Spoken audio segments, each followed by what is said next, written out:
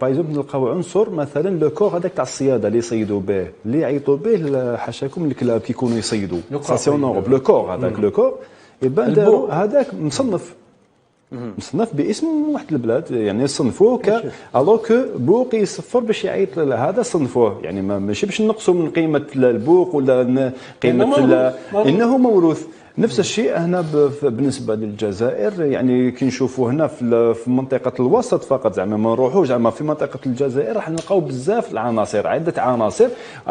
لو كان نروحوا زعما للشرق والجنوب تلقى عناصر، باسكو التراث اللا مادي سي لو سافوار فير، ماهيش يعني هو تما كيفيه، يعني هي فكره ان سافوار فير، معناتها كيفاش انسان فكر انه يقوم بهذاك الشيء. لو سافوار فير سي سا التراث اللامادي. كيصنفوا الامزاد باسكو ما صنفوش كآلة فقط، الآلة وصنعها وغنائها وكل ما يحيط بهذه الآلة. ونفس الشيء بالنسبة لللباس التقليدي، ليس في اللباس يعني حتى هذاك اللي يخيط والفكرة تاعو والقماش منين يجيبوا ولا اللي ديكورارا. حتى المسرحيات تقدر تصنف التراث اللامادي. مسرحية كانوا عندنا احنا في الجزائر شبه مسرح. البحث عن الكلمات، لان الكلمات حتى لان الحرب المقبله ستكون حرب بين قوسين مش حرب حقيقيه، ستكون حول الشعر الملحون. صح، الشعر الملحون. والاستاذ راهو يشرف على مهرجان الشعر الملحون في مصغانم، يعرف مليح الملف. راح ندخلوا واحد الصراع عليه، لان الشعر الملحون موجود في الجزائر بشكل واسع. دوزيام ميطون سنة دوزيام ميطون راح ندخلوا مع قصته. هو الشعر الملحون معروف بالجزائر، ومؤسس هذا الشعر الملحون في القرن السادس عشر هو سيدي الخضر بن خلوف. والتاريخ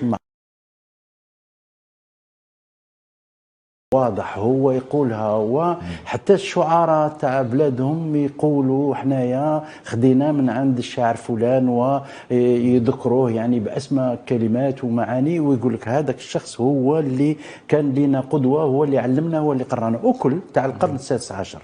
وحنايا فيما بعد شويه ما مشيناش.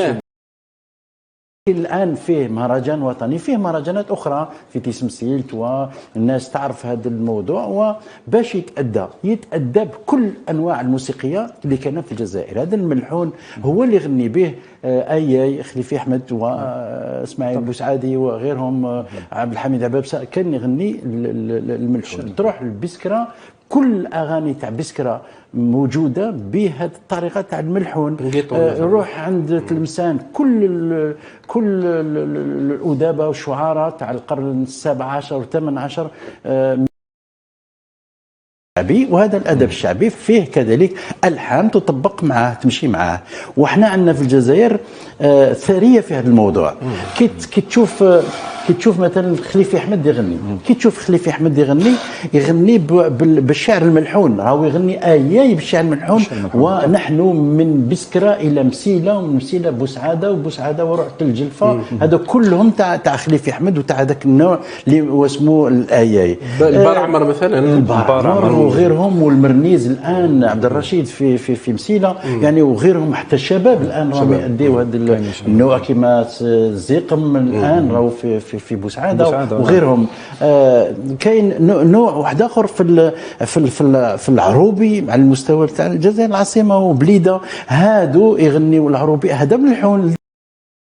ما تشوف انه الدور المنظومه التربويه مهم جدا هنا؟ لو كان زعما هذا الشعر الملحون ديجا الناس كيبداو يسمعوا هكذا، يعني حديث شيق صح، ولكن كي نروحوا المنظومه التربويه يعني ما نقصوش من قيمه الشعر اللي اليوم يقراوه في المنظومه تاعنا في المتنبي، ولكن علاش ما نديروش بلاصه يعني مكان في البرامج التربويه يعني الوطنيه انه نقروا الملحون، يعني باش يكون زعما تنمي في الطفل، يعني التلميذ ملي يكون حب الثقافه تاعو، يعني يعرف انه ثقافته واسعه. هي ثقافه شعبيه اعتقد. شوف اغنيه الشعبي اللي غنيها الحاج محمد العنقه والحاج منور خليفه بالقاسم وشاع وقروابي وهذو كامل يغنيوا كل هذه الاغاني هي ملحون. يعني بسهوله كاع اللي يغنيوهم هذاك ملحون. انا قلنا كاين حرب، لان هناك دوله جاره هي المغرب تقول ان الملحون مغربي. وراح يفتحوا نقاش. وبالتالي علاش احنا علينا نهتم بالموروث الثقافي والتراث. انا حتى اقترحت ان تكون هناك وزاره قائمه بذاتها تهتم فقط بالتراث. سيكون مينستر على ان يدخل هذا في السياق ما نسميه الان معاصر بالامن الثقافي، سكون ابل سيكوريتي كولتورال. لان الثقافه الحرب هي ثقافه صحيح. وي الثقافه يجب تدخل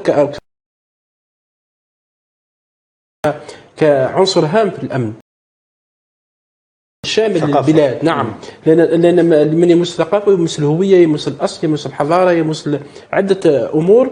علينا ان نحتاط لعده امور، لان هناك اشياء كثيره قد تسرق منا ونحن سامطون كما قال الاستاذ محمد. يعني بوق وتم تسجيله يعني مع احترامنا اكيد هو في النهايه تراث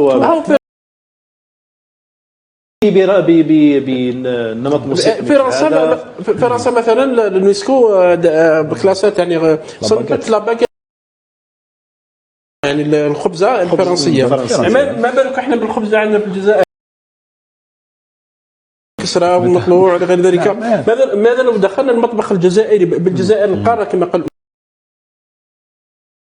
من جنوبها الى غربها بالاطباق المتعدده، عده امور ممكن ان تصنف. الان بعض الدول تبحث عن الجزئيات حتى تصنفها. حنايا حتى الجزئيات صغيره جدا. احنا عندنا مشاكل جزئيه في الملحون. عندنا احنا هذاك الملحون ويؤدى على المستوى الوطني كل. عندهم الملحون واش هو الملحون؟ عندهم هو هذاك الجو الفني اللي يتلاقاو فيه الشعر، ولكن فيه الالحان قليله، فيه عندهم لحن واحد، هذاك هو الملحون. يعني تخرج من تما ما راكش من الملحون، راك في نوع واحد اخر. حنايا عندنا هذاك الملحون يؤدى على المستوى الوطني. هذه هي لا ريشيس تاع هذا النوع هذا. ولا حتى بالنسبه مثلا موسيقى الديوان في الجزائر، ولا موسيقى الديوان في المغرب يسموها القناوه، في اسطنبولي، في ليبيا اسطنبولي، في السودان وفي مصر الزار، موجود حتى في السعوديه. لكن هناك دولة جارة تقول ان القناوي تاعها مغربي، رغم ان كل المتمل والمتابعين يعرفون ان هذه الموسيقى اللي عندها اصول افريقيه موجوده تقريبا في كامل شمال افريقيا. لو غران سودان، كما حتى في بعض دول الخليج. وبالتالي فنحن بحاجه الى الحفاظ على كل هذا بالكتابه والتوثيق. هناك تناقض كذلك ظهر مؤخرا فيصل، انه المغرب على سبيل المثال في مساله الراي طالبت انه يكون ميراث مشترك بينه وبين الجزائر مع سحبات الملف. بالمقابل مثلا مساله الزليج التي اثارت زخم كلاما كثيرا، لم او رفض انه يكون ميراث مشترك بين دول المغرب العربي. هذا يدخل في سياق الامن الثقافي. الزليج موجود في الجزائر منذ القرن السابع والثامن. حتى هناك كتاب داروا المرحوم رشيد سيدي بومدين سيراميك دالجي ويفسر فيه. حتى الكتابات قليله في هذا الميدان. يعني نعود لكل مره الى نقطه البدء. يعني انا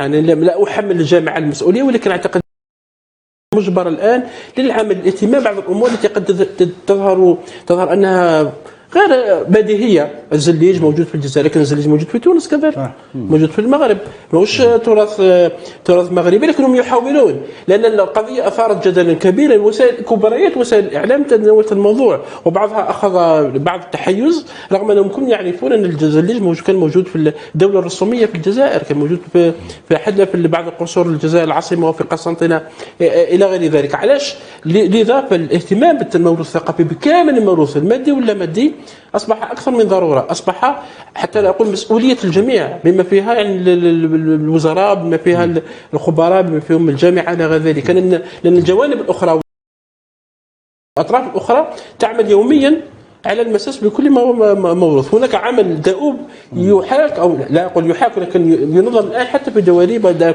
في أربقة اليونسكو والمنظمات العالمية المهتمة بالشأن الثقافي حتى تحول بعض الامور. ولهذا السبب اليوم نعتبر هذا الحدث هذا اذا كان هو ايجابي بالنسبه لنا، احنا ناخذوه من هذاك الجانب وناخذوه من هذاك الجانب باش نروحوا نعملوا. في العمل هو تطبيق في الميدان، هو توثيق يعني ليل نهار باش عاودك نلحقوا الركب ولا نوصلوا هذا التاخر اللي درناه في السنوات المساله مساله جهد توثيقي. جهد توثيقي اللي احنا عندنا فيه نقص كبير الى حد ما. على سبيل المثال عفوا مساله الشعر الملحون، فيه تحضير لملف مثلا على سبيل المثال من اجل توثيقه على مستوى اليونسكو كتراث جزائري، في عمل في هذا الاطار سيد حتى اليوم ما فيش عمل ما كانش. لكن انا عندي عمل انا عملته على سيدي الخضر بن خلود، درت فيه جزء ثلاث اجزاء كتاب فيه 1200 صفحه على الشيخ سيدي الخضر بن خلود، وكل التراث تاعو كل ما نعرفه الان في تاريخ الجزائر في هذا الشعر الملحون موجود في هذاك الكتاب. هذا الشخص بالذات مشى في واحد المكان وداروا له سيرة ذاتية، ولد في مكان فلاني وأبنائه في مكان فلاني واحد آخر في هذيك البلاد وكذا، يعني غيروا اتجاه كامل تاع مؤسس هذا الشعر الملحون، بدلوا له حتى الهوية تاعو، وهي مصطنعه. وحنا نعرفوا تاريخ هذاك الشيء ومازالوا عائلته مازالت اليوم في ولاد خلوف في سيدي الخضر مسمي عليه. طيب. الان لكن اليونسكو تشتغل على ادله، يعني الامر ليس بهذه البساطه يعني نزيف هكذا. لا اليونسكو تحتاج الى ادله الخبراء، تحتاج للتوثيق، حتى كذلك الى دور السينما الوثائقيه في الجزائر. وهنا دور السينما الوثائقيه في الجزائر علينا ان تهتم كذلك بتاريخ الموسيقى الجزائريه بكل روافدها. ما كاش وثائقيات حول هذا. الوثائقيات الموجوده على بعض الانواع الموسيقيه في الجزائر صنعت في خارج الجزائر. بالتالي فالان دور كذلك لبعض المؤسسات المشرفه على العمل السينمائي للقيام بهذا العمل، لان هناك ناس مطربين وفنانين مازالوا على قيد الحياه، بعضهم اصبح كبير في السن، وبالتالي علينا نسجل معهم. كثير من الدول تسجل ثم تترك تسجيلات تستعملها فيما بعد، لأن التلاعب بالموروث الثقافي كما قال الأستاذ الآن أصبحت تقريبا شبه اختصاص عند بعض الأطراف، شبه اختصاص. الصفيتي أصبح مراكشي يعني مثلا، وهو مسيلي ومسعدي. يعني هكذا الأمور الناس تعمل يعني دؤوب ليل نهار عملية تشوفها عملية تشويش أم عمليات ممنهجة لأجل نسب شيء لغير لأن البعض يعني عندما تتهجم على تاريخ البلاد، تتهجم على تاريخ الجزائر وتقول أنها ليست أمة، هل كانت موجودة أمة قبل 1962 قبل استعادة السيادة الوطنية غير ذلك، يعني ترى أن العمل ممنهج ومدروس ومخطط له، قد تأتي أمور أخرى ستأتي فيما بعد.